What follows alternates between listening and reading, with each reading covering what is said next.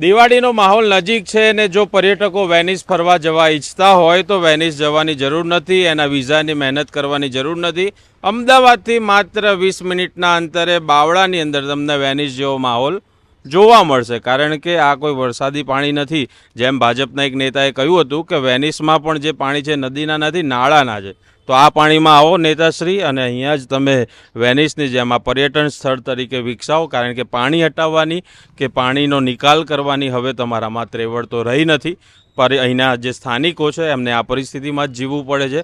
તો હવે ના છૂટકે તમે જો પાણીનો નિકાલ ના કરી શકતા હોય તો તેમના માટે નવી રોજગારની તકો ઊભી કરો ને અહીંયા હોડીઓ નાવડીઓ મૂકીને પર્યટન સ્થળ તરીકે વિકસાવો। તમે જોઈ શકો છો કે આ રસ્તો છે જેની ઉપર જે ગટર છે તેના પાણી છે અને ગટરના કાળા ડિબાંગ પાણી તમને અહીંયા દેખાઈ રહ્યા છે। પ્રચંડ દુર્ગંધ આવી રહી છે, દૂરથી વાહનો આવી રહ્યા છે। દરરોજ 1-2 લોકો અહીંયા પડતા હશે, વાગતું હશે, તૂટતું હશે, પરંતુ જે તંત્ર છે, જે સરકાર છે, જે વિકાસની બગડીઓ ફૂંકતી હોય છે તેમને કંઈ જ પડી નથી।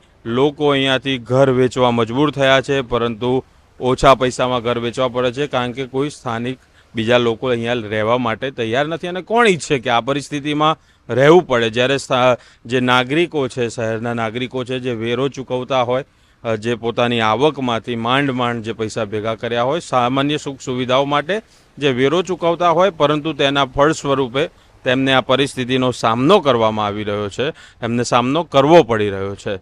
તો ક્યારે જાગશે તંત્ર, ક્યારે જાગશે સરકાર, એ હવે લાગતું નથી। હવે અહીંયા તો કોઈ પરિસ્થિતિ એવી દેખાતી નથી કે કંઈ પડી હોય, લોકોના જીવની કંઈ પડી હોય।